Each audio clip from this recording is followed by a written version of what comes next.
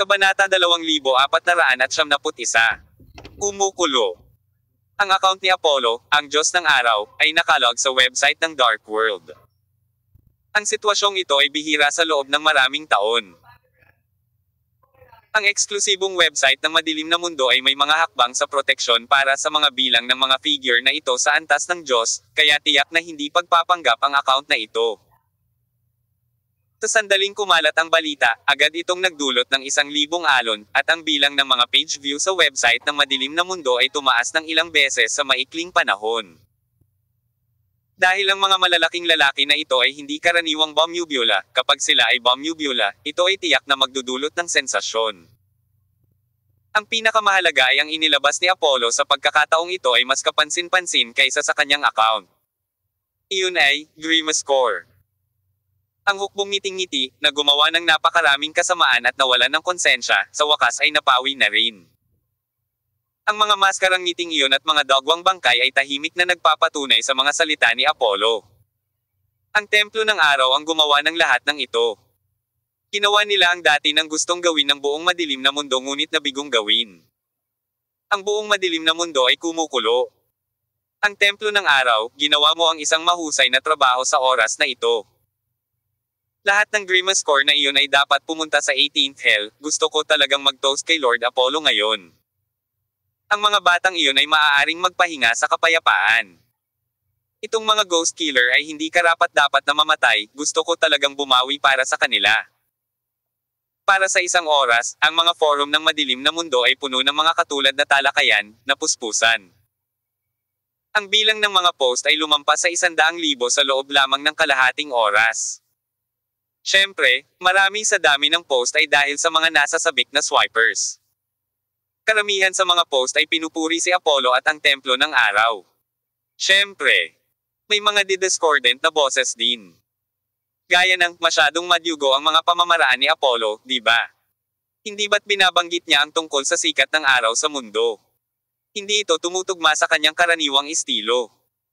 Sa sandaling na-i-post ang post na ito, agad itong naging pantirya ng pambabatikos. Nag-trigger ng kabaliwan ng lahat. Isa kang moral bitch. Kung ang anak mo ang pinatay ng Grimace Core, masasabi mo ba ang isang katulad na bagay? Ikaw ay scum tulad ng Grimace Legion. Walang masasabing sangkatauhan. Sa tingin ko tama ang ginawa ni Lord Apollo. Mula ngayon, tatayo ako sa tabi ng templo ng araw hanggang sa dulo. Ayon sa akin, ang mga pamamaraan ni Apollo ay masyadong maawain upang harapin ang mga mabangis na Legion. Dapat silang itapon sa Amazon River upang patayin ng mga buwaya. Sa kasong ito, ang taong maglakas loob na magpahayag ng ibang opinyon ay naspray at ng ahas na hindi na muling magsalita. Dahil sa pangyayaring ito, sumikat ang kasikatan ng Apollo at ng Temple of the Sun sa Madilim na Mundo. At ang mga website at forum ng Madilim na Mundo ay nagudyok din sa isang matagal nang nawawalang pagkulo. Malayo sa isang reception room sa Huaxia, si Zeus na may blonde na buhok ay nakaupo sa sofa, nakatingin sa kanyang mobile phone at nagpapakita ng bahagyang ngiti. Dahil sa pansamantalang pag-alis sa lungsod ng kadiliman. Hindi isinuot ni Zeus ang kanyang signature white robe sa oras na ito. Ngunit nagsuot ng swimsuit. Siyempre, walang sino man ang mukhang seryoso. Bilang bodyguard, ang mahabang blonde na buhok at ang masiglang mukha ni Chiyo ay palaging magpapakita ng matinding pakiramdam ng pagiging kakaiba. Ano ang tinitignan mo? Tanong ng isang lalaking nakasuot ng makapal na jacket. Siya ang lalaking nakakot na nagpakita noon sa palasyo ng Diyos Hari at tinatrito bilang panauhin ni Zeus. Pagamat naging mas malamig ang panahon sa China, malayo pa rin ito sa antas ng pagsusuot ng ganitong klase ng down jacket. Mula rito, makikitang napakasama ng itsura ng lalaking payat na ito. Tingnan mo para sa iyong sarili. Inihagis ni Zeus ang telepono sa lalaking nakakot. Tsurui, gusto talaga ako ng lalaking ito. Sa pagtingin sa nilalaman sa telepono, ang lalaking nakakot ay umiling at tumawa. May malinaw na pagpapahalaga sa kanyang mga mata. Tama, iyon ang pinaka-hinahangaan ko sa kanya. Tumanggo si Zeus. Ang lalaking nakakot ay tumawa. Itong Grimace Army is notorious. Kung wala ka sa posisyon ng Diyos na hari at hindi komportable na kumilos, natatakot ako na hindi mo nagawang pigilan at patayin ang mga taong ito. Bahagyang ngumiti si Zeus, walang pag-aalinlangan. Sa oras na ito, Hindi na siya kasing taas at marangal gaya noong nasa madilim na mundo ng kanluran. Habang tinitingnan niya ito, nakakaramdam siya ng hininga ng pagtanggi mula sa libu-libong milya ang layo. Ngayon mukhang approachable na si Zeus. Marami, hindi na mahirap lapitan. Kung malusog pa ang katawan mo, baka babalik ka sa madilim na mundo at magbabaril muli. Tanong din ni Zeus. Ang sagot talaga, tumango ang lalaking nakakot. Maaaring maraming paghihirap ang harapin ni Apollo sa hinaharap. Kung gusto mong maabot ang tuktok, dapat maranasan ang mga bagay na ito. Ibinuka ni Zeus ang kanyang mga kamay. Sa totoo lang, ganoon din ako. Hindi, iba ka. Ang lalaking nakasuot ng coat ay nagsabi. Si Tsurui ay palaging nasa isang walang kibo, at ikaw ang nagkusa na umabot hanggang dito. Ang motibasyon ay iba, ngunit ang resulta ay pareho, kaya ang pagkakaiba ay maaaring baliwalain, mahinang sabi ni Zeus. Hindi, iba ang resulta. Ang lalaking nakasuot ng coat ay patuloy na itinanggi ang mga salita ni Zeus. Dapat mong malaman na kung makakaakyat si Tsurui sa matataas na bundok na ito, kung gayon ang mundo sa harap niya ay maaaring mas malawak kaysa sa kung ano ang mayroon ka. Ito ay mas bukas kaysa kay Zeus. Sino si Zeus? Siya ang hari ng mga Diyos. Sa buong madilim na mundo ng kanluran, walang makakapantay kay Zeus. Sa hinaharap, malalampasan ba talaga siya ni Tsurui? Kung kumalat ang komento ng lalaking nakakot, siguradong magbubunga ito ng kaguluhan, at baka mauwi pa ito sa isang malakas na katawa-tawa. Hindi ko alam kung gaano karaming tao ang nag-iisip na kakaiba siya. Gayunpaman, si Zeus, na kliyente, ay hindi nagsabi, ngunit seryosong tumango. Hanggat maaari siyang lumiko, ay isang maliwanag at maayos na daan, siya ang hari ng hinaharap na mundo. Ang hari ng hinaharap na mundo. At pagkatapos marinig ang napakataas na ebalwasyon ni Zeus, ang lalaking nakasuot ng coat ay ngumiti at nagtanong. Ang hari ng hinaharap na mundo. Ito ba ang madilim na mundo o ang maliwanag na mundo? Umiling si Zeus at makahulugang sinabi. Kung gayon, depende kung aling panig ang karakter ni Apollo. Bang! Nabasag ang isang baso sa screen ng monitor, at nabasag ang tasa at monitor. At isang segundo bago masira ang display, ipinakita dito ang pahina ng Dark World Forum. Ang buong hukbo ay nalipol. Mukhang minaliit ko talaga si Apollo. Isang nasa katanghaliang gulang na lalaki na may maikling blonde na buhok ay nakaupo sa likod ng isang malaking mesa. Mahina ang boses, at tila pinipigilan niya ang hindi mabilang na galit. Boss, ano ang dapat nating gawin ngayon? Gusto mo bang pakilyusan ang mga master at ipagpatuloy ang pag-ikot sa kanila? Tanong ng isang babaeng naka-professional dress. Habang nagsasalita siya, tinimulan niyang maingat na linisin ang mga labi sa mesa. Mukhang itong amo ang, sir, sa bibig ni Sylvia. Oo. Dream score? Sobrang disappointed ako. Sinabi ng boss sa mahinang boses, at pagkatapos ay sinabi. Hindi gaanong pakinabang na pakilyusan ang mga eksperto ngayon. Napakalaking kaguluhan sa Las Vegas. At hindi ko pa nagawang patayin ang kabilang partido. Ano ang masasabi ko? Sa mga tuntunin ng kasino, kailangan kong magbigay ng paliwanag. Tahimik na sinabi ng babaeng katulong. Hindi pa natatanggal si Sylvia, pinagtaksilan ka niya. Hindi niya deserve ang atensyon ko. Mahinaong sinabi ng Ginoo, at pagkatapos ay sinabi. Sa ngayon, hintayin natin ang susunod na hakbang ni Apollo. Alam ng babaeng katulong na bihira lang magalit ang amo. Kung siya ay bumalik sa kalmado pagkatapos magalit. Hindi ito nangangahulugan na ang kanyang galit ay ganap na napatay, ngunit maaaring ang apoy ay natipon sa kaibuturan. Naghihintay para sa susunod na outbreak. Sa paglipas ng mga taon, kakaunti ang mga tao na nagawang pagalitin ang amo. Malinaw na naaalala ng babaeng katulong na ang taong nagpagalit sa amo noong nakaraan ay tila si Sue Infinite. Nagpost lang si Tsurui ng post para makita ng lahat na nagpapahayag ng kumpletong pagkawasak ng Ghostface Legion. Kung tungkol sa kaguluhan na dulot ng post na iyon, wala ito sa Tsurui. Itinabi niya ang kanyang telepono, tiningnan ang sitwasyon sa kanyang harapan, at sinabing, Tara, kung hindi ka pupunta, baka hindi ka makapunta. Masyadong matindi ang kaguluhan dito. Hindi pa dumarating ang pulis. Tiyak na naabot nila ang isang taset na pag-unawa sa ilang mga tao. Gayunpaman. Gaano katagal ang taset na pag-unawa na ito? Tsurui hindi sigurado. Hoy! Anong ginagawa niyong dalawa dyan? Hindi maiwasang magtanong ni Tsurui. Palibasa, magkaharap sina Daniel Sharp at Junko Jiuyang, hindi alam ng dalawang babae kung ano ang mali, nagkatinginan sila ng walang imak. Napatingin si Joe Sianwei kay Surui ng may pagmamalaki, at ang kanyang mga mata ay puno ng schadenfreude. Sabi ko kuya, sobrang galing ng alindog mo, at minsan hindi maganda. Nakikita ko, baka masunog ang iyong likod bahay. Tinapik ni Joe Sianwei si Surui sa balikat at sinabing mukhang labis ang pag-aalala. Pero kahit tanga ay nakikita yan, siguradong nanunuya ang lalaking ito. Galit na sinulyapan ni Surui si Joe Sianwei, tila malaki na ang ulo niya ngayon, inilagay ang kamay sa kanyang bibig, at sinabi sa mabagsik na boses. Ano ang dapat kong gawin ngayon, kung hindi ay pupunta ka at tulungan ako? Mga ideya. Nang marinig ito, mabilis na umatras ng ilang hakbang si Joe Sianwei. Kuya, ikaw ang problema ng kaligayahan, hindi ko pa ito nararanasan, paano ka makakaisip ng mga ideya? Sa oras na ito, matagal na nagkatinginan sina Junko Jiuyang at Daniel Sharp, at biglang nakita nilang dalawa si Surui, kaya naglakad silang lahat papunta sa kanya. Lumitaw ang ilang itim na linya sa noo ng huli. Kung maaari, gusto talaga ni Surui na maghukay ng bitek sa lupa at makapasok. Mas gugustuhin niyang harapin ang 1,000 tropa kaysa makipag-away sa dalawang babae. Habang papalapit sila ng hakbang-hakbang, pasimpleng ibinaling ni Surui ang kanyang ulo sa isang tabi, talagang hindi niya alam kung paano haharapin ang dalawang magagandang babaeng ito. Kabanata 2472. Kaliwat ka ng pinch attack. Nagtago si Joe Sianwei sa malayo. Nakatingin kay Daniel Sharp at Junko Jiuyang na nakatayo sa magkabilang gilid ng Surui ng sabay, halos hindi na maituwid ang baywang ng lalaking ito kapag tumatawa. Galit na tinitigan siya ni Surui, pagkatapos ay sinabi. Joe Sianwei, bakit ka tumatawa dyan? Kinurot ni Junyang si Surui. Huwag kang mag-alala sa iba ngayon, ingatan mo ang iyong sarili. Hoy, sa oras na ito, dapat mong sabihin sa akin kung ano ang nangyari, sino ang magandang babae na ito. Tinundot ni Daniel Sharp si Surui.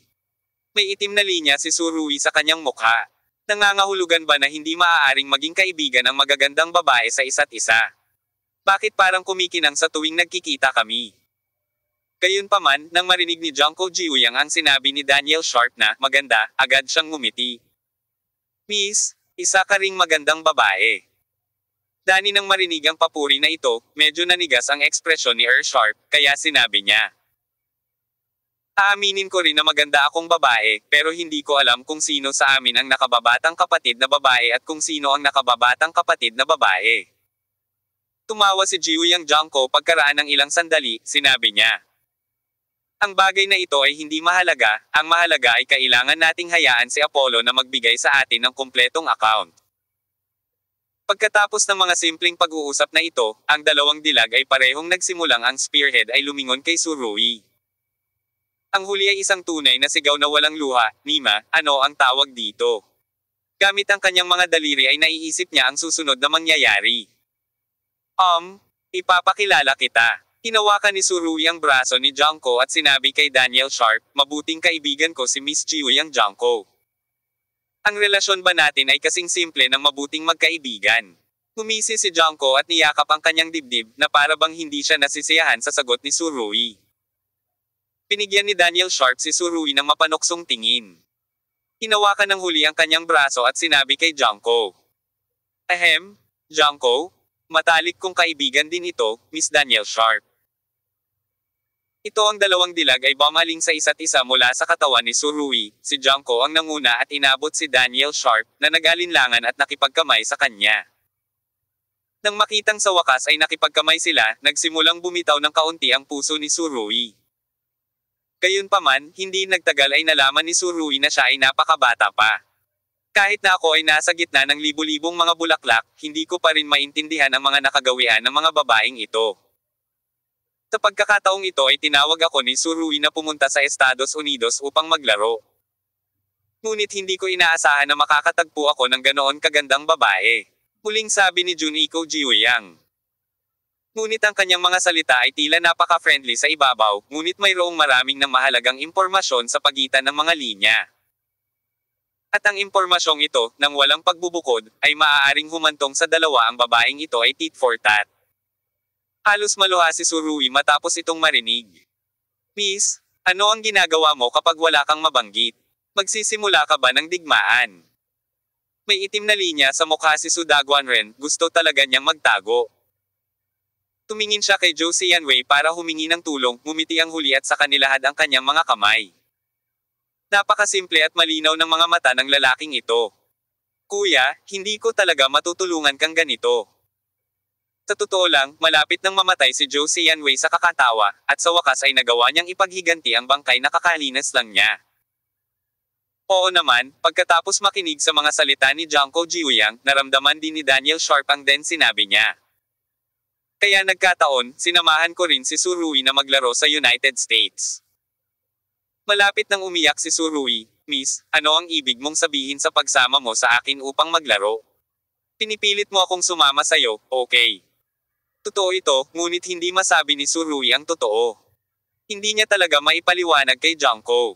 Pagkatapos ng lahat, ipinangako niya kay Jiangko na dalhin siya sa Estados Unidos at sa madilim na mundo upang tingnan. Pagkarating ni Jiangko sa Estados Unidos, napagtanto ni Surui kung gaano ito hindi nararapat dalawang dilag na magkasama, imposibleng hindi magdulot ng away. Higit pa rito, mahigpit na humahabol ang kalaban sa Estados Unidos kaya't kailangang hilingin ni Surui kay Jiangko na tulungan siya pansamantala at maging isang magandang tao muna. Gayunpaman, mukhang hindi totoo si Surui tungkol sa bagay na ito ngayon. Hindi ba niya naisip kung anong klaseng spark ang magkakaroon sina Jiangko at Daniel Sharp kapag nagkita sila? Nagkataon lang, ngunit hindi sinabi sa akin ni Apollo.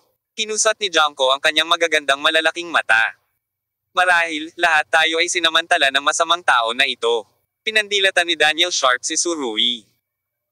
Oo. Nagkusa siyang baguhin ang direksyon ng hangin, at ang Jiangko nung ay likas na nagsimulang ibahagi ang kaaway sa kanya.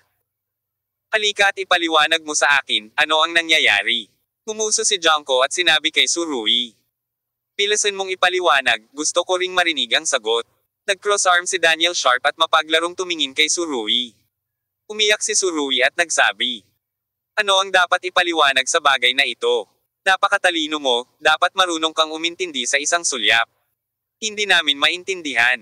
Sabi ni Daniel Sharp. Idinagdag ni Jiangko.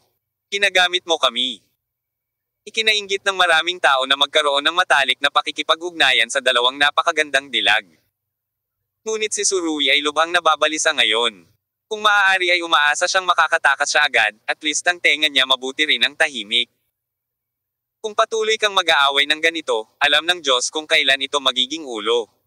Kung ang dalawang dilag ay patuloy na nag-aaway sa oras na ito, si Sud at Ian ay lubos na mapapahiya. Sa sandaling ito, lumapit si Sylvia at nagsabi. Sa tingin ko, kailangan nating makarating sa paliparan ng mabilis, hindi tayo maaaring mag-aksaya ng oras dito. Tinamantala ni Surui ang pagkakataong sumingit. So, pupunta ako ngayon sa De France, sasama ka ba sa akin?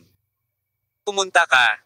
Sina Daniel Sharp at Jiangko Jiuyang ay binigyan ng hindi nasisiyahang tingin kay Surui, at pagkatapos ay sabay na sinabi. Si Zhou Xianwei ay nanunood pa rin ng saya, nang makita niya ang dalawang dilag na nag-uusap ng ganito, ang kanyang namumungay na ekspresyon ay biglang tumigil.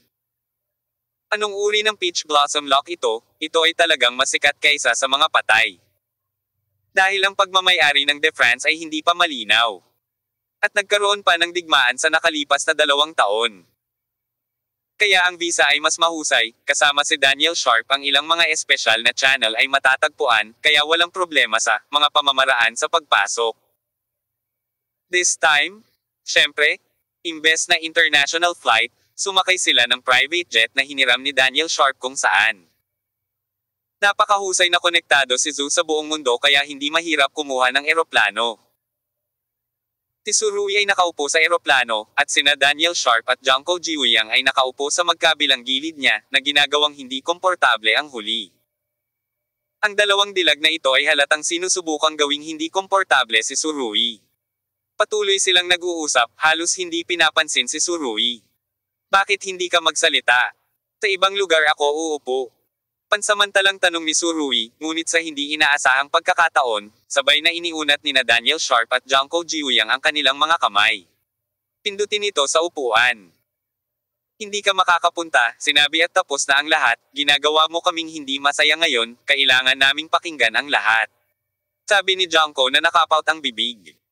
Matamlay na tumango si Surui. Alam niyang hindi siya authentic sa bagay na ito. Pero nangyari na. Kahit anong retorika ang sinabi niya, walang kwenta. Ayon sa kagustuhan ng dalawang tiyahin, maging masaya sila, sa ibang bagay, pag-uusapan natin ito mamaya. Mamaya. Ang marangal na Diyos ng araw na si Apollo ay malapit ng gumuho ngayon. Hinawakan ng dalawang dilag na ito ang kanyang braso at pinag-usapan ang tungkol sa chismis at anekdota ng mga pinuno ng mga estado at dignitaryo, at ang mga kaugalian ng mundo. Maging si Watt ay nagbukas ng repair shop sa isang universidad bago niya ginawa ang steam engine. Habang nakaupo sa mga pinat karayom, natuklasan din ni Surui na bagaman maganda ang dalawang babaeng ito, hindi sila mga florera. Ang kanilang kayamanan ng kaalaman ay mas mataas pa kaysa sa kanya. Matapos makinig sa kanilang matatalinong Saturday. Alam ni Surui na kung iisipin niya ang kabilang partido bilang isang batang babae na may malalaking suso at walang utak, maaari siyang magdusa ng malaking kawalan. Gusto ni Surui na umiyak ng walang luha ngayon.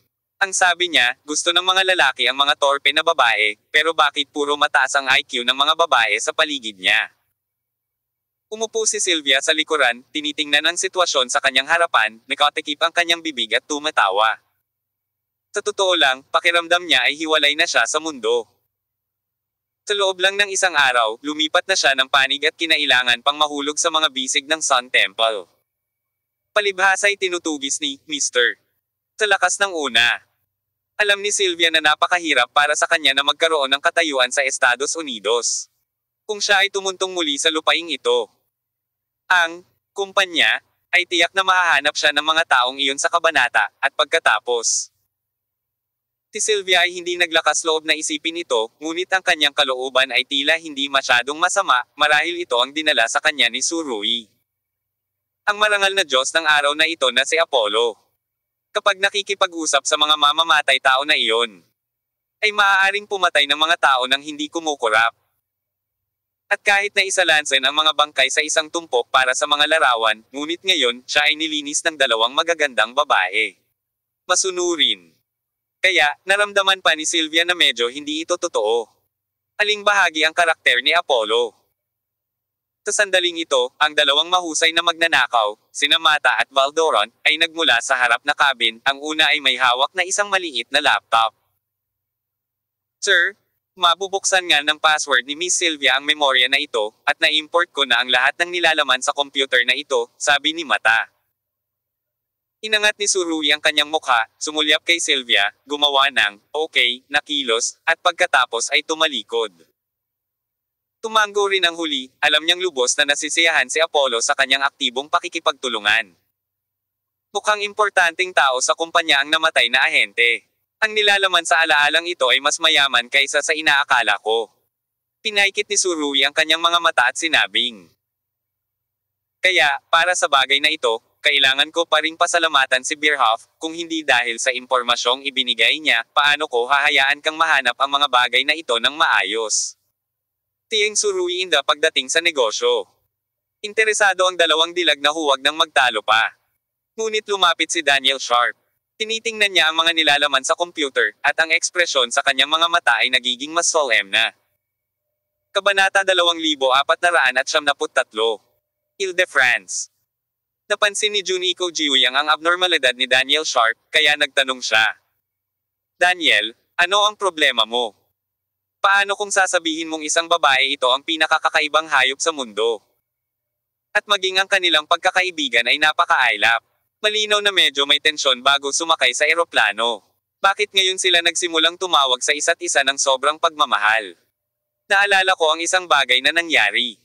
Kinuha lang ni Daniel Sharp ang laptop mula sa kamay ni Surui, at ang mga payat na daliri ay patuloy na dumudulas sa touchpad, sinabi niya. Ito, at ito, mayroon akong impresyon na ginawa nila ito. Ini-slide ni Daniel Sharp ang touchpad gamit ang isang kamay at ang isa pa ay nasa screen na nakaturo pataas. Sa kanyang mga paggalaw, ang mga pupil ni Surui ay nag-condense din, at may mapanganib na tingin sa kanyang mga mata. Matagal na niyang inaasahan na higanti ang kabilang partido, ngunit ngayon ay tila limitado pa rin ang kanyang imahinasyon. Bakit patuloy kang tinatitigan ng ganoong organisasyon? Tanong ni Daniel Sharp kay Surui. Siguro dahil sa sobrang gwapo ko. Hinawakan ni Surui ang kanyang ilong. Nako, hindi kita banibiro. Galit na kinurot ni Daniel Sharp si Surui, pag-isipan mong mabuti, ano ang dahilan? Inosenteng sabi ni Surui habang hinihimas ang kanyang naipit na braso. Hindi ko talaga alam ang dahilan. Ang sagot ko kanina ay napakaseryosong sagot. Tulad ng kung bakit laging nakatitig sa kanya ang templo ng kamatayan. Katulad ko, parang may sama ng loob ako sa kanila noong huling buhay ko. The Temple of Death, narinig ito ni Daniel Sharp, at binasa ito ng mahina, nag-iisip. Apollo. Sabi mo. Ang kumpanyang ito at ang templo ng kamatayan, ano ang relasyon? Maaari ba silang maging isang pamilya ng mag-isa? Ito ay tulad ng dalawang sanga sa isang puno ng kahoy, tanong ulit ni Daniel Sharp. Maging si Junko Jiuyo ay lumapit sa screen at sinabing. Kung sasabihin mo iyan, kung gayon ang lakas ng puwersang ito ay talagang napakalaki, pakiramdam ko ito ay isang organisasyon na ang lakas ay pangalawa lamang sa kasalukuyang pamahalaan. Ang kumpanya ay hindi katulad ng templo ng kamatayan. Sa oras na ito, sumingit si Sylvia. Narinig ko rin ang tungkol sa templo ng kamatayan. Mangyaring maniwala sa akin. Ang pamamahala ng kumpanya ay mas formal at moderno, at ang mga galamin nito ay nasa buong mundo. Ang mga nakakasakit sa kanila. Mga tao, kakaunti lang ang makakatakas ng maayos. Lumingon si Surui at tinanong siya.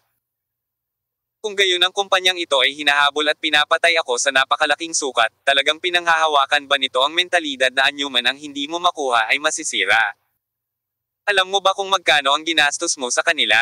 Iniunat ni Sylvia ang isang daliri. Ang iyong operasyon sa tubig ng Yanwang daw.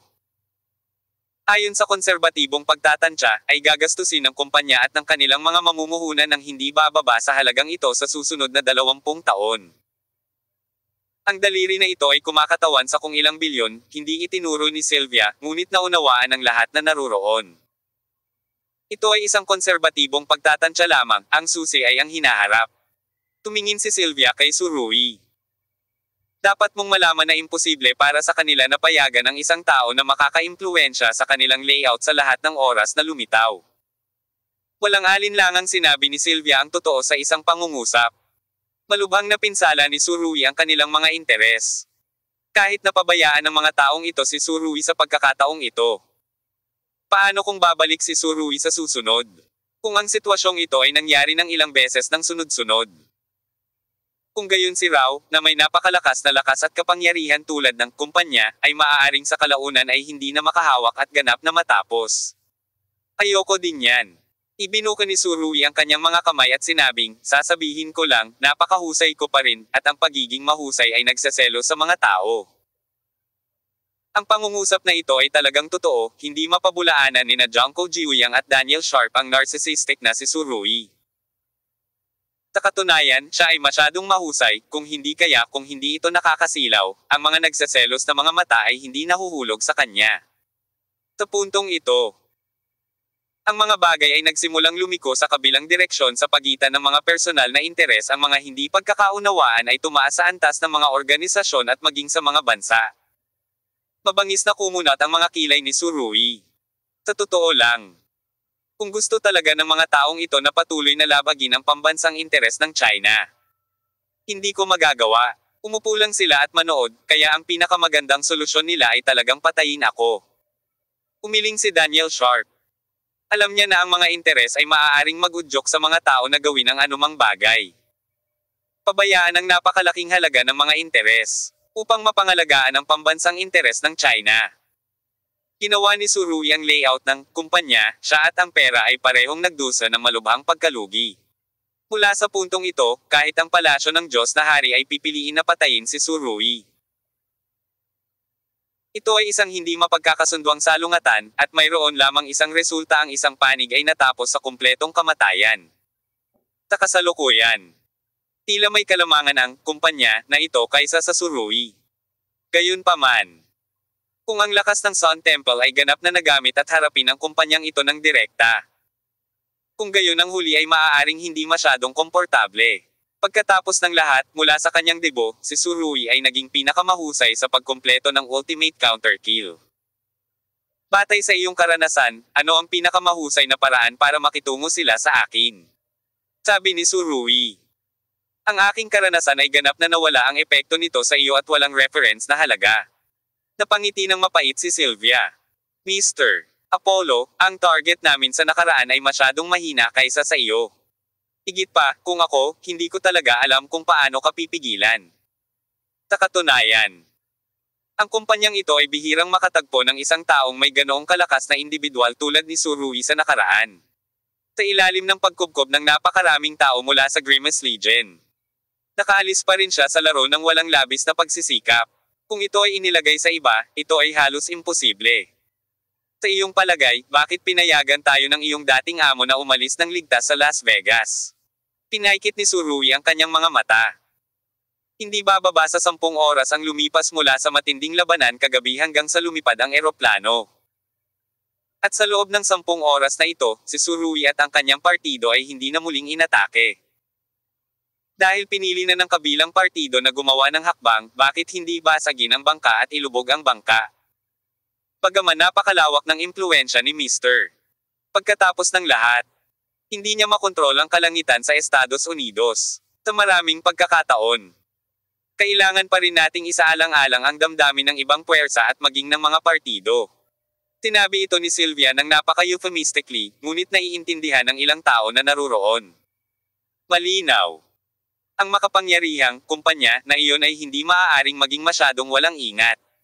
Pagkatapos ng lahat, ang sitwasyon sa Estados Unidos ay mas komplikado. Kung mas malaki ang kaguluhan, hindi ito naiiba sa pag-atake ng terorista. So, ang ibig mong sabihin ay, nag-isip si Tsurugi saglit. Hanggat umalis siya sa Estados Unidos, ang kabilang partido ay maaaring maging walang prinsipyo, tama ba? Hindi naman imposible. Sex. Napaka-euphemistic pa rin ang mga salita ni Sylvia, kung tutuusin, kung iisipin mo, wala talaga akong mahanap na paraan para harapin ka. Isinandal ni Tsurugi ang kanyang ulo sa upuan. Hintayin natin ang lugar para pag-usapan ito, at pipigilan ito ng mga sundalo. Ang paglalakbay na ito sa De France ay nakatadhana na hindi gaanong simple. Ang pakikinig sa mga salita ni Tsurugi na, "The soldiers will come to block." Habang minamaliit ito, nagpapakita ito ng matinding kumpiyansa. Hindi mapigilan ni Sylvia na maging emosyonal, talagang nakakita siya ng isang karapat-dapat na lalaki sa nakalipas na 2 araw. Tinatawag na time level na character. Ang pinakamahalaga ay napakabata pa niya, at kung bibigyan ng oras, tiyak na magkakaroon siya ng malaking epekto sa mundo. Si Daniel Sharp ay nasa isang nakaka-relax na mode. Matagal ko nang inaabangan ang mga dalampasigan ng Ile-de-France, at kung sino man ang manggahas na guluhin ang aking holiday mode, tiyak na hindi ko sila pababayaan. Ang anak na babae ni Zeus ay may kumpiyansa na sabihin ang ganoong bagay. Lumapit si Tsurugi at nagtanong, "Hoy, may mga kakilala ba ang tatay mo sa islang iyon?" "Walang kakilala," totoong sabi ni Miss Daniel. "Anong uri ng mga alon ang ginagawa mo nang walang mga kakilala?" Galit na tingin ang ibinigay ni Tsurugi kay Daniel Sharp. "Kahit ano paman, sa pagkakataong ito ay kinaladkad mo ako sa tubig." Nakinig si Junko, at mabilis na tumingin ng nakamamatay. "Kung gayon, sino ang humila sa akin sa tubig?" Si Tsurugi ay nagsimulang umubo ng marahas. Makalipas ang 3 oras, dumating ang eroplano sa Ile-de-France. Pagbukas pa lang nila ng hatch ay parang nasa ibang mundo sila. Medyo malamig ang panahon noon, ngunit kasagsagan ng tag-araw dito. Siyempre, dahil sa latitude, ito ay palaging nangyayari dito sa buong taon. Nakatingin sa asul na langit at puting ulap at naramdaman ang init na dumedampi sa kanyang mukha, hinawakan ni Josie Yanwei ang kanyang mukha. Tinataya na pagkatapos ng paglalakbay na ito, siguradong makukulit ako. Tinapik siya ni Tsurugi sa balikat. Maaari mo silang gawin sa mga bagay na iyon. Gaya ng sinabi niya, tinuro niya sina Mata at Valterent. "Alam ko. Natatakot ka na ako ang maging light bulb mo." Nagkibit balikat si Josie Yanwei. Gayunpaman, hindi magandang bagay na masangkot sa mga bulaklak ng peach, at kung talagang gugulo ka sa huli, magduruse ka. Hindi napigilan ni Surui na sipain si Zhou Xianwei. Matagal ko nang gustong sipain ito, ngunit hindi maidere ng aso ang gereng. Kuya, alagaan mo ang iyong katawan, alagaan mo ang iyong katawan. Tinakpin ni Zhou Xianwei ang kanyang puwitan ng isang ngiti na, ikaw at ako ay naiintindihan. Sa sandaling ito, biglang sinabi ni Sylvia.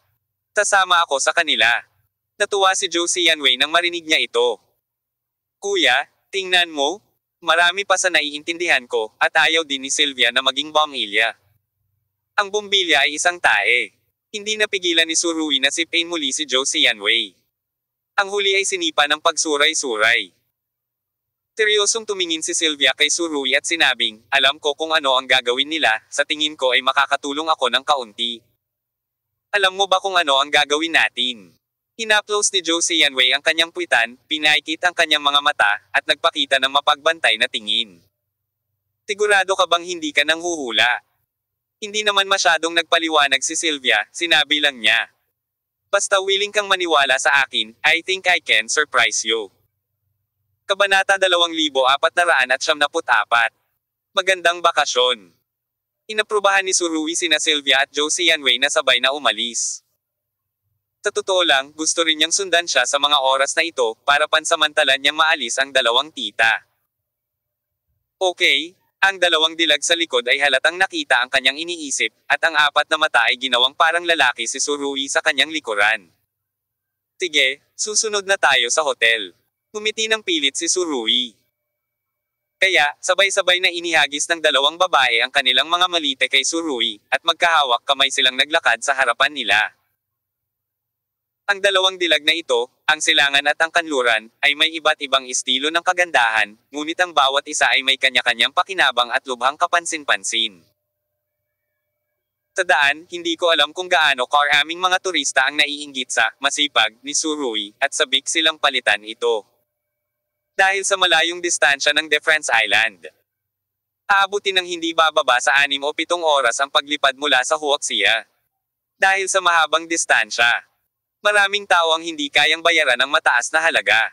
Kaya naman, basta pipiliin nilang pumunta dito, hindi masama ang kalagayan ng ekonomiya para sa mga turista dito. Sa nakalipas na 2 taon, pagkatapos ng karagdagang exposure ng Defense Island, maraming celebrity ang pipiliing pumunta rito para kumuha ng mga larawan sa kasal o magdaos ng mga kasalan. Pagdating ko sa front desk ng hotel, kinuha ni Surui ang kanyang pasaporte. Hello, nakapag-reserve na ako ng kwarto kanina. Tiningnan ng service lady sa front desk ang dalawang magagandang babae sa likod ni Surui at medyo nahihirapang sinabi, excuse me, magkaroon ba kayong tatlo? Paano ito posible? Sinabi ni Surui. Mayroon akong isang silid, at silang dalawa ay magbubukas ng isa pang silid. Wala silang dalawa sa ilalim ko. Nang marinig ito, naninigarilyo sina Daniel Sharp at Junko Jiuyang mula sa kanilang hingal na butas ng ilong. Inihampas ng una ang kanyang pasaporte sa front desk ng agresibo. At pagkatapos ay sinabing, gusto kong makipag-date sa kanya, kwarto. Sa sitwasyong ito, si Junko Jiuyang ay malinaw na hindi dapat magpatalo, ginawa rin niya ang parehong pagpipilian bilang Daniel Sharp. Gusto kong makasama siya sa isang silid. Ang ekspresyon ni Surui ay naging lubhang mahirap. Siyempre, napakaganda rin ng ekspresyon ng front desk lady. 2 taon na siyang nagtatrabaho sa isang hotel, at hindi pa siya nakakita ng ganoong mukha. Ano naman ang madugong bagay? Magkasama ba kayo sa isang kwarto? Kitang-kita ng ginang sa front desk na ang dalawang babaeng ito ay nagseselo sa lalaking ito. Ngunit hindi nila alam kung ano ang nangyayari. Tila ang lalaking ito ay hindi masyadong interesado sa lahat ng ito, at kahit na gusto niya itong iwasan. Dalawa itong dilag, bakit mahiyain ang lalaking ito, parang batang babae? Maaari bang ang isa ay ang pangunahing silid at ang isa ay isang junior? Hanggang dito na ba ang narating ng mga babae sa kanilang paghahangad ng pag-ibig sa mga araw na ito? Maraming iniisip ang ginang sa front desk. Naglalagablab ang apoy ng chismis. Hindi niya alam na, sa katunayan, si Surui at ang dalawang babaeng ito ay hindi kailanman nagkaroon ng kaiyahiyang relasyon. Kung nalaman ni Surui ang kanyang iniisip, sumuka siya ng 3 litro ng dugo sa lugar at namatay. Kung makumpirma mo na gusto mo ng kwarto, hindi imposibleng buksan ko ito dito. Sinabi ng front desk lady na bagaman medyo labag ito sa mga patakaran.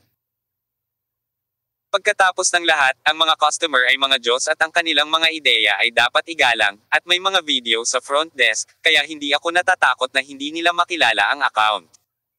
Hindi. Desididong sinabi ni Surui, ngunit, mukhang napakalakas ng taong ito, ngunit sa katunayan ay malakas na ito mula sa labas. Sino nagsabing hindi? Sabay na sabi ng dalawang babae. Agad na naging mas mahirap ang ekspresyon ni Surui. Kung gayon, makinig ka sa kanila. Muling ipinakita ni Surui ang kanyang tunay na pagkatao. Nagpumiglas siya saglit, saka itinupi ang 3 passport at iniabot sa front desk. Gayunpaman, nagkatinginan sina Sharp at Junko Jiuyang at nakita ang ngiti sa mga mata ng isa't isa. Sabay nilang nguso kay Surui. Sa katunayan, natapos na ng dalawang babae ang kanilang pagkakasundo. Pagamat may magandang impresyon si Daniel Sharp kay Surui, hindi malinaw ang damdamin ni Junko para kay Surui. Parang more camaraderie ang dalawa. Kaya lang, sa usaping ito, hindi ito nagawa ni Surui ng maayos, kaya handang magsanib puwersa sina Daniel Sharp at Junko Jiuyang para mapahiya sila. Kaya, ang pagkakaibigan ng mga babae ay minsan talagang mahirap intindihin. Matapos makumplito ni Surui ang mga formalidad, tinakbayan ni Daniel Sharp at Junko Jiuyang ang mga braso ni Surui, at pagkatapos ay naglakad patungo sa silid sa mga mata ng walang katulad na paghanga ng lahat. Hinawakan si Surui sa paraang halos hindi na siya makalakad sa kanyang mga kamay at paa. Parehong may mahusay na uri ng katawan sina Daniel Sharp at Junko Jiuyang. At ang mga braso ni Surui ay nakakaramdam na ng mabigat na presyon. Gusto ng mga lalaki ang ganitong uri ng panggigipit, ngunit ang punto ay, si Surui ay hindi na lalaki, siya ay Xiaoshu. Sa pagkakataong ito, pumili si Surui ng Villa Style Suite. Siyempre, kung sinabi niyang villa, isa lang talaga itong courtyard, isang kwarto at isang sala. Kami ay nahaharap sa sitwasyon ng pagkakaroon lamang ng isang kama muli. Sa pagkakataong ito, lubusang natutunan ni Surui ang kanyang aralin, at kahit na si Yan Fuchitian, hindi niya ito masisiyahan. Nahaharap sa dalawang nangungunang dilag, maaaring busog ang ilang lalaki pagkatapos kumain ng tofu, ngunit nahihirapan na ngayon si Surui na huminga. Tulog kayo sa kama, natutulog ako sa sofa, kaya masaya akong desisyon. Direktang sabi ni Surui. Well, mukhang tuwid talaga at kalmado.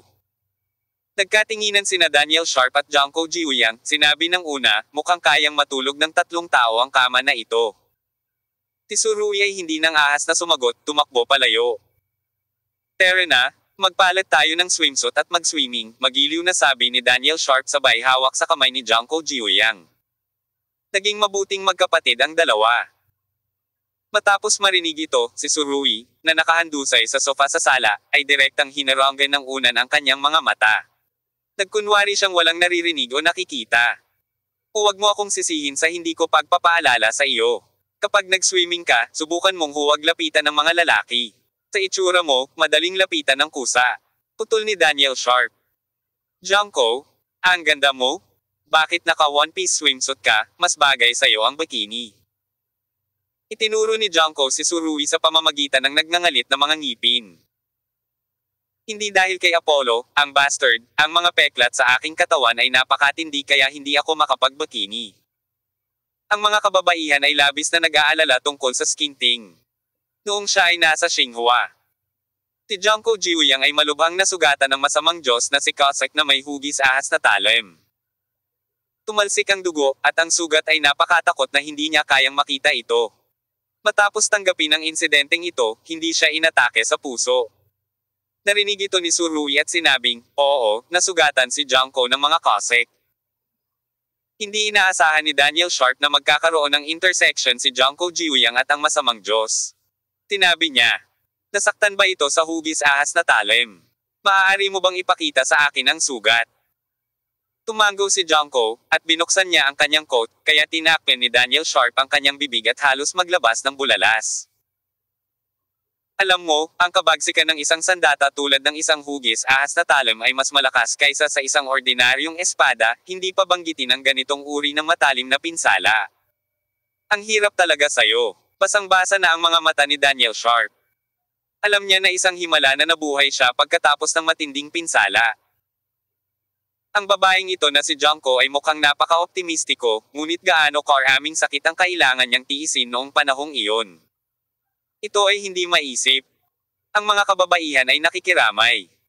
At si Daniel Sharp ay hindi maganda ang pakiramdam ngayon. Nagpasya siya na hindi na siya magkakaroon ng anumang puot kay Junko mula ngayon, ituturing niya ito bilang isang mabuting kapatid. Ano ang mangyayari kung ang pinsalang ito ay nangyari sa akin? Umiling si Daniel Sharp, naramdaman ang paninikip ng kanyang puso. Apollo, bastard ka, nasaktan ng husto si Junko dahil sa iyo, kailangan mong managot kay Junko. Sabi ni Daniel Sharp na nagngangalit ang mga ngipin patungo sa sala. Sumasang-ayon lang si Surui. Siyempre pananagutan ko, kung hindi, ako rin. Hindi na niya muling pinatapos ang kanyang mga salita, narinig na lamang niya si Junko Jiwoo na biglang nagsalita ng may damdamin. Danny napakaputi at pinong balat mo. Kaya, nakapikit lang si Surui na nanlumo at walang sinabi. Actually, nakita na niya ang mga balat nitong 2 taong ito, at close sila. Maraming mga karaniwang paksa sa mga kababaihan bukod sa mga lalaki. Sa panahon ng pagpapalit ng mga swimsuit. Nag-chat ng mahabang panahon sina Daniel Sharp at Junko Jiwoo at talagang kinailangan ni Surui na harangin ang kanyang mga tainga, nakatataas.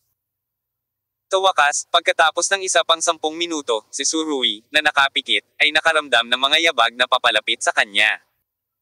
Isang piraso ng damit ang itinapon sa mukha niya.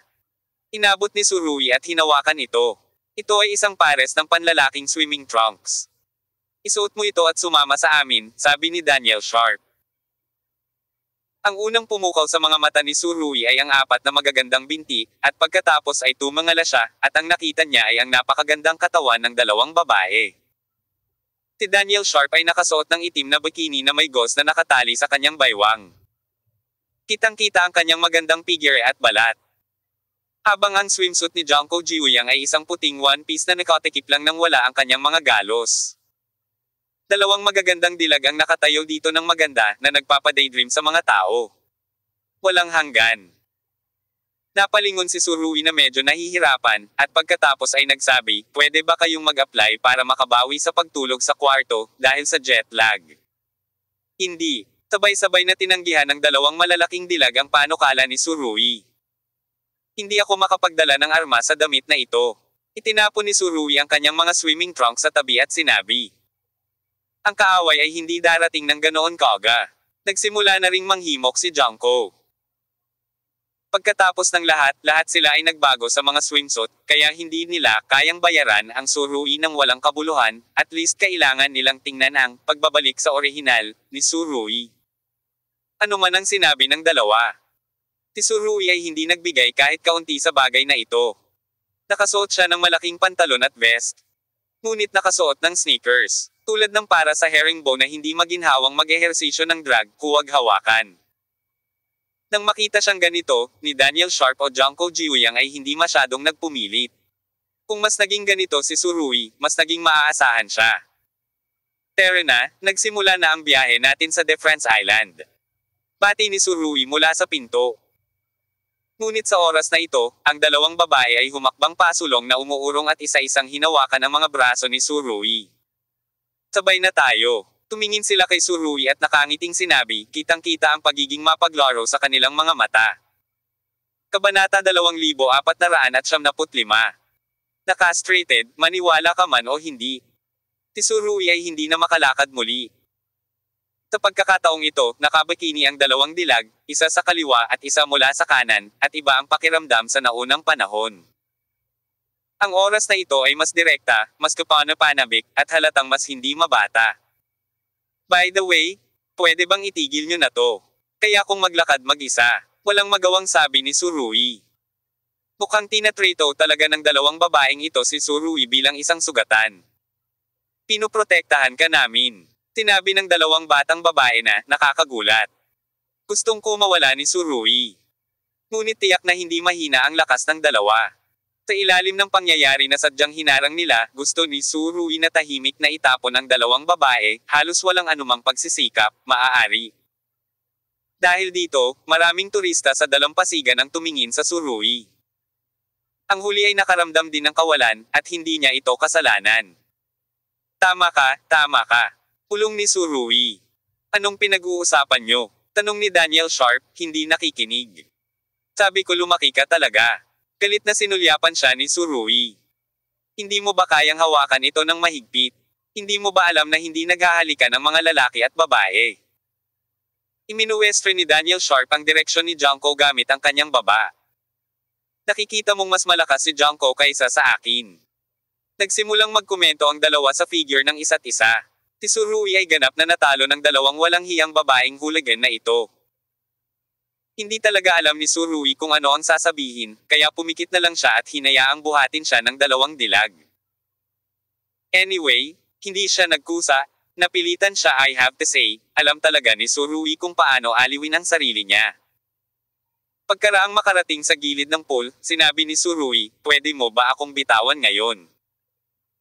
Sina Daniel Sharp at Junko Jiuyang ay nagbigay ng masamang tingin sa isa't isa, at pagkatapos ay sabay na nagtulak. Ito ang kapangyarihan ng dalawang Supermaster. Kahit na sinimulan na ni Surui ang kanyang makakaya na kontrolin ito, hindi pa rin siya makatiis. Ang buong tao ay gumuhit ng napakagandang parabola, at pagkatapos ay nahulog ng husto sa pool.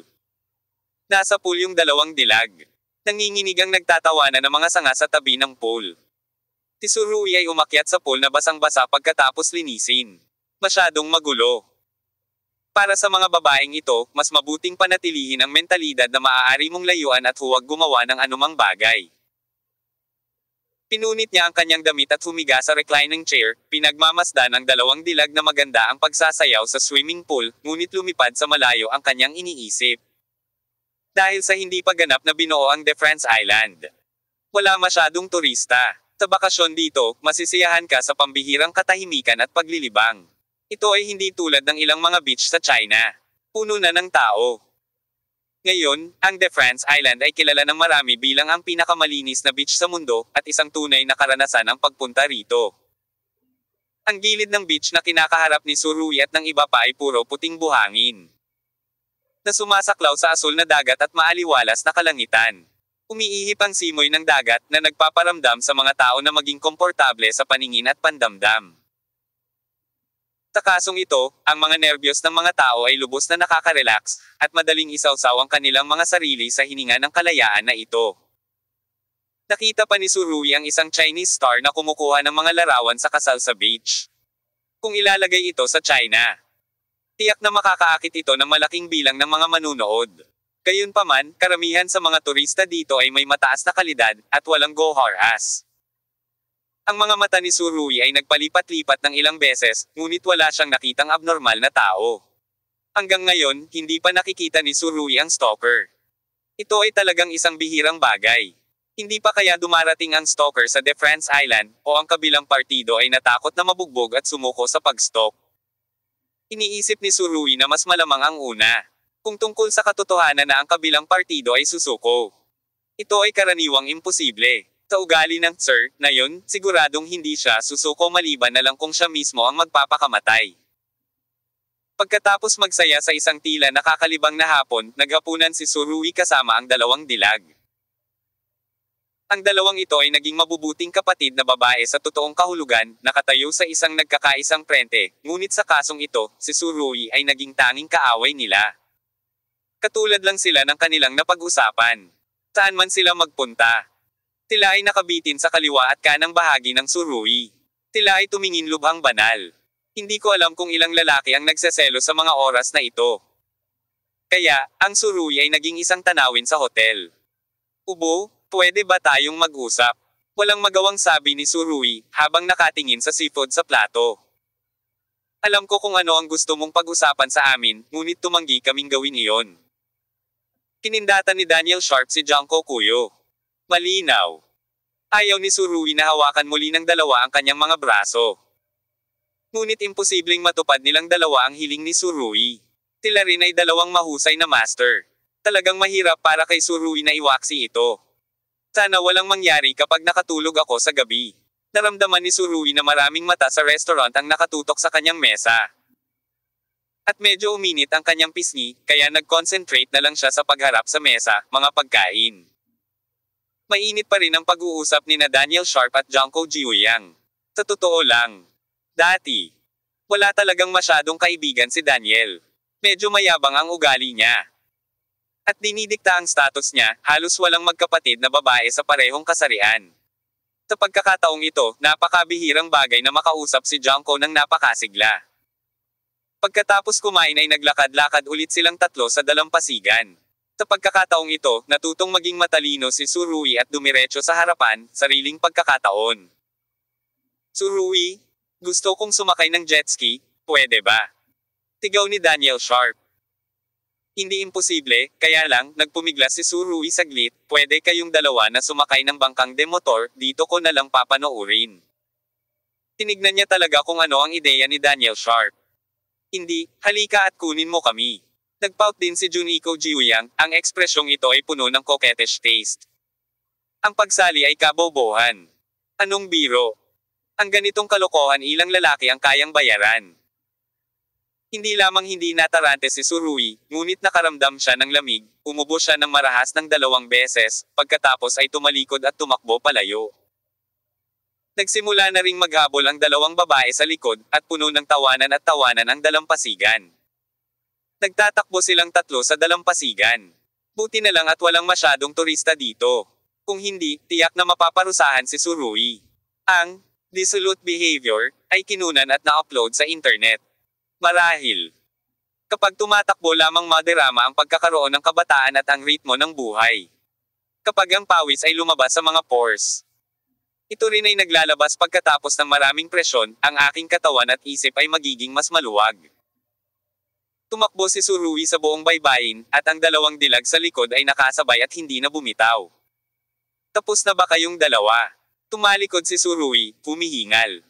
I have to say, ang ganda talaga ng figure ni na Daniel Sharp at Junko Jiuyang.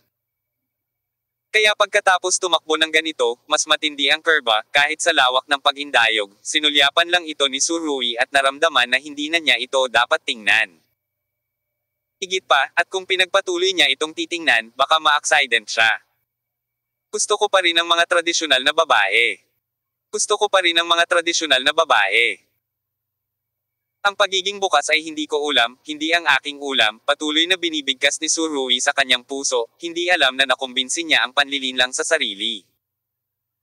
Sa sandaling huminto si Surui, tumalon si Daniel Sharp, tumalon ng ilang metro sa isang iglap, at ibinagsak ang sarili sa Surui. Ganoon din si Junko na halos tumalon kasabay ni Daniel. Bagamat matagal nang hindi magkakilala ang dalawang magandang kapatid, hindi naman masama ang kanilang taste at understanding. Mapalad din na nakatakbo sila sa malayo, at walang turista sa paligid, kung hindi, kung ang 2 pambihirang, babaeng trapeze, na ito ay makikita, ang mga bagay ay magiging seryoso. Hingal na hingal si Surui sa kanyang balakang. Hindi handa, itinapon siya sa lupa ng pangalawang anak na babae, ngunit hindi niya napigilan. Hayaan mong tumakbo ka pa. Kinurot ni na Daniel Sharp at Junko Jiuyang ang leeg ni Surui mula kaliwa hanggang kanan. Gusto nang huli na umiyak ng walang luha. Itinaas niya ang kanyang mga kamay at sumuko. 2 kapatid na babae ng engkanto, maaari mo ba akong palayain? Ang bawat isa sa 2 babae ay inipit ang isa sa mga binti ni Surui gamit ang kanilang mahabang binti. Sa kanyang buong lakas, maaaring nabali ang mga binti ni Surui. Ngunit ang pangunahing punto ay hindi sila maaaring sumabog ng buong lakas, kaya ang ganitong uri ng pagkilos ay lubhang hindi maliwanag. Speaking of which, maganda ba talaga na maging ganito tayo? Sa walang hanggan na bukal sa kanyang harapan. Ang karakter ni Surui na Xiaoxiao ay naging master na naman, at hindi na siya nang ahas na tumingin pa, kaya napapikit na lang siya. Ang 2 babaeng ito ay may kaunting walang pakialam na personalidad. Kahit na parang batang lalaki, hindi nila sila masyadong pinapansin noong sila ay nanggugulo. Ngunit ngayon pagkatapos marinig ang mga salita ni Surui, napagtanto ng 2 babae na lumalabas na ang mga aksyon sa pagitan ko at ni Surui ay talagang hindi magandang tingnan. Ubo. Mayroon kaming malinis na relasyon sa pagitan ng mga lalaki at babae. Kaya huwag masyadong isipin ang tungkol dito. Agad na namula ang magandang mukha ni Junko, iniunat niya ang kanyang kamay at hinampas ang dibdib ni Tsurugi. Sa totoo lang, noong nag-iisa siya kay Tsurugi, ginawa niya ang lahat ng mas hindi magandang tingnan na mga bagay. Ngunit ngayon, pagkatapos ng lahat, nandyan na si Daniel Sharp sa tabi niya, kaya magagawa niyang muli ang ganoong intimate na bagay. Ang aksyon ay hindi nararapat. Hindi niya alam. Ganoon din ang naisip ni Daniel Sharp sa kanyang puso. Itinukod niya ang kanyang katawan at inilayo ng kaunti ang kanyang katawan kay Tsurugi, pagkatapos ay mahinahon niyang hinatak ang kanyang buhok at matigas na sinabi. Rogue, ang lahat ng nakikita nila ay mga hooligan, at lahat ng mga dalisay na nakikita ay mga anghel. You guy is full of dirty thoughts, why don't Junko and I think that way? Inaamin ko na hindi ako santo. Kita mo. Napapikit ako at hindi man lang tumitingin sa akin. Nakapikit pa rin si Tsurugi, at tila may kahulugan ng, kung gusto mong patayin ka, kailangan mong patayin ka. Matamis na ngumiti si Daniel Sharp. Wala ka bang tiwala sa iyong sarili, o ikaw ba ang kabagsikan nating dalawa ay napakahusay? Sa kanyang opinyon, tiyak na hindi magkakaroon ng ganoong reaksyon si Tsurugi kung haharap siya sa isang pangit na babae. Ngunit sa sandaling ito, pumunta si Daniel Sharp sa ibabang bahagi ng tiyan ni Tsurugi. Sumulyap sa opisina, ang kanyang magandang mukha ay agad na namula, siya ay nagngangalit ng kanyang mga ngipin at sumigaw. Tsurugi, maniwala ka man o hindi, kakastrehin kita ngayon.